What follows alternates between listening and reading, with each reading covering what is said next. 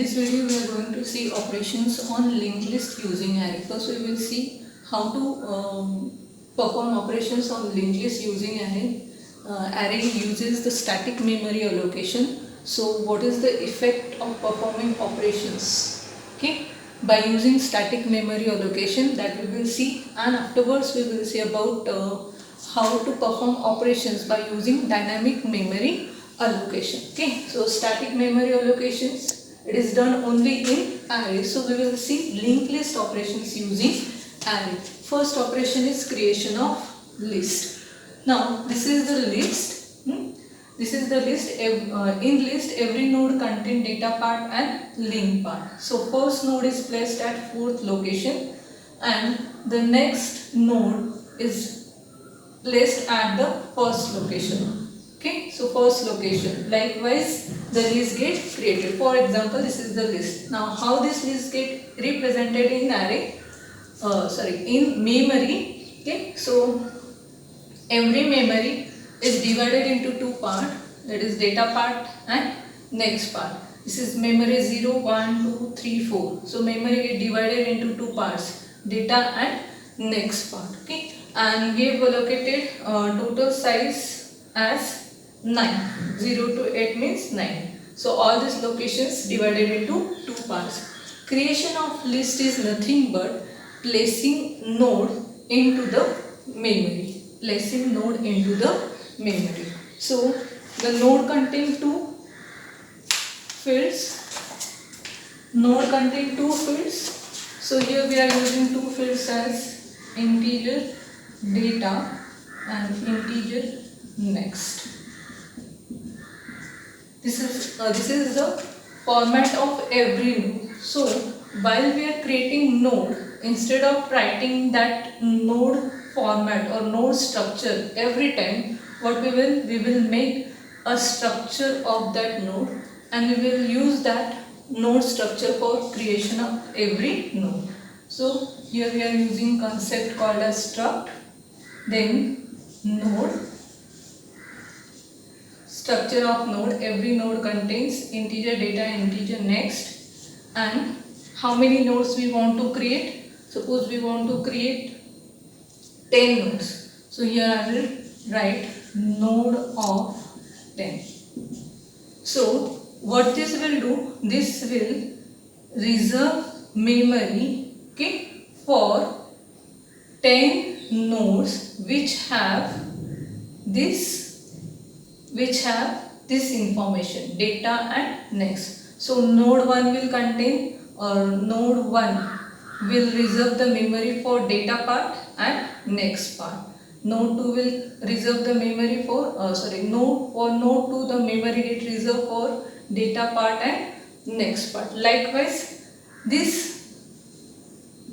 will reserve the memory for 10 elements in form of data and next. Okay, now we want to insert node into the list. Initially list is empty. In order to insert the first element, what we need to do, we need to give the address of that node where we want to insert.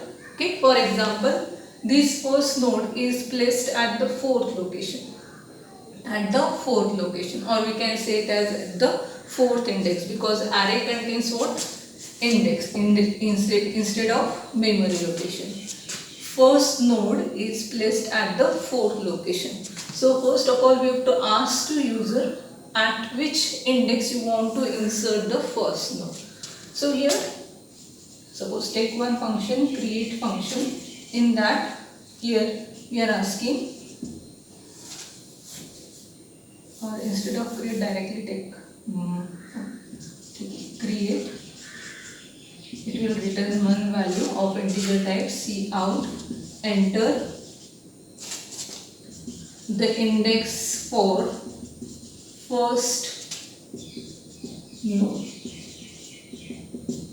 Okay, so take that index in one variable called as I is of integer type. Okay, then store this I into one variable called as head. So head is equal to I. because always first node is called as head, from where we start the list. Okay, so head is equal to I. Now what we need to do, we have entered the index at which place we want to insert first node. Now which information you want to store in that, as well as what is the next index, what is the index for next element that we want to ask. So here cout enter data for node and index of next node, index of next node. So if I enter data as 10 and index for next node as 1, okay, data as 10 and index as 1, so 10 will be stored in, we have taken here 4 now, so the 10 will be stored in